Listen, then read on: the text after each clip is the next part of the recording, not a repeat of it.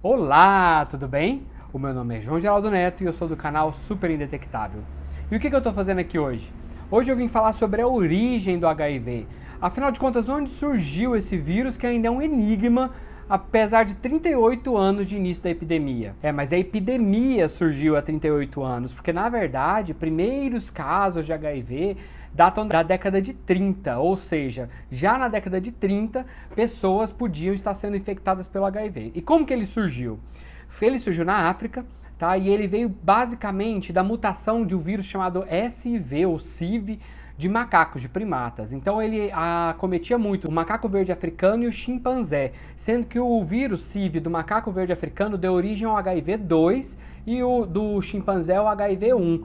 Esse HIV-2, ele é mais comum na África, no Brasil existem pouquíssimos casos, tá? E ele é um vírus um pouco mais fraco do que o HIV-1, ou seja, ele é um vírus que demora mais para se transformar em AIDS, apesar de um estudo recente ter provado que, na verdade, o HIV-2 ele é mais perigoso do que se imaginava. E esse CIV, esse vírus tipo HIV dos macacos, ele é um vírus altamente mutante.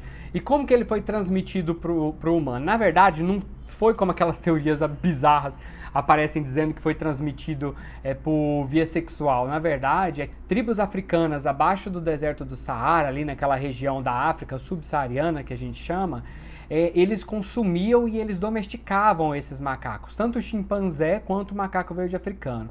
O que acontece é que eles também se alimentavam desses macacos.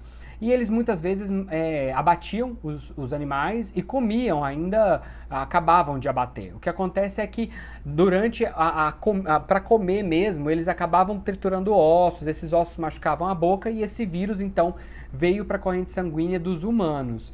Ele sofreu mutação e ele virou então o HIV que a gente conhece hoje. Mas foi na década de 60 e 70 que houve uma disseminação maior desse vírus, tá? Que foi, por exemplo, com algumas guerras na África, ou mesmo com o deslocamento de muitas pessoas imigrantes, inclusive de países do Haiti, por exemplo, para a África, e da África para o Haiti.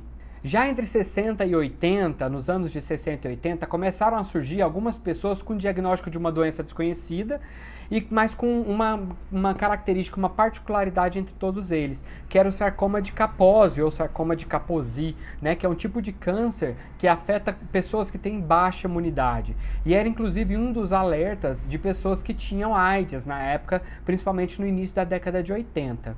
Também tem uma teoria que data de 1957, um caso de uma vacina de pólio que estaria contaminada com sangue de macaco, com esse CIV, né, e que teve a mutação.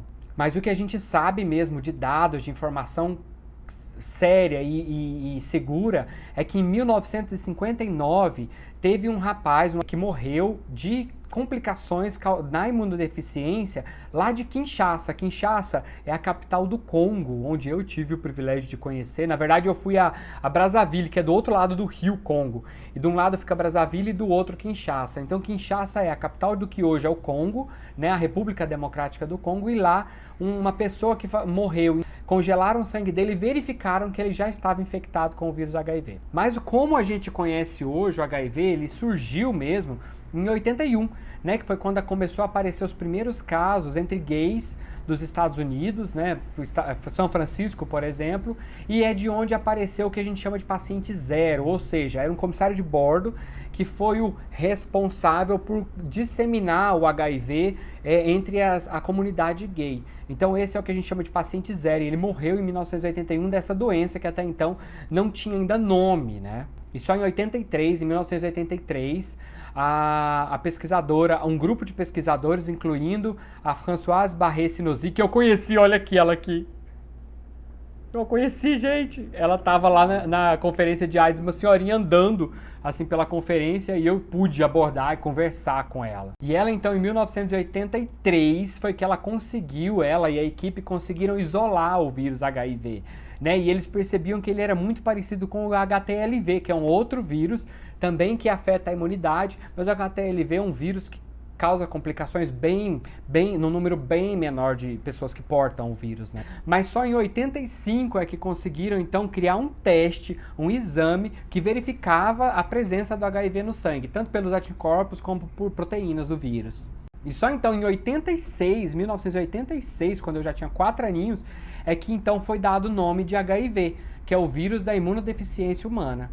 E em 87 é quando eles descobriram que o AZT, que era um medicamento usado para câncer, na verdade, ele era usado para tratamento do câncer, podia ser usado na replicação do HIV. Inicialmente a dose era bem errada, sabe? Ela causava danos, inclusive nos corpos, né, dos humanos que usavam aquele tipo de medicamento, mas mais para frente eles foram ajustando a dose até que conseguiu ajustar uma quantidade suficiente para evitar que o vírus replicasse e a pessoa morresse de AIDS. Então é isso, é assim que foi criado o HIV. Então não vai mais ficar compartilhando história de que um homem fez sexo com um macaco ou uma mulher fez sexo com um macaco para o HIV poder ser disseminado. Na verdade, foi durante a alimentação. Tá bom? Então os humanos se alimentavam de macaco. E eu contei aqui rapidinho uma história básica para vocês e não perdi a chance de mostrar a foto, mais uma vez a foto de eu com a Françoise, por favor. Eu a conheci.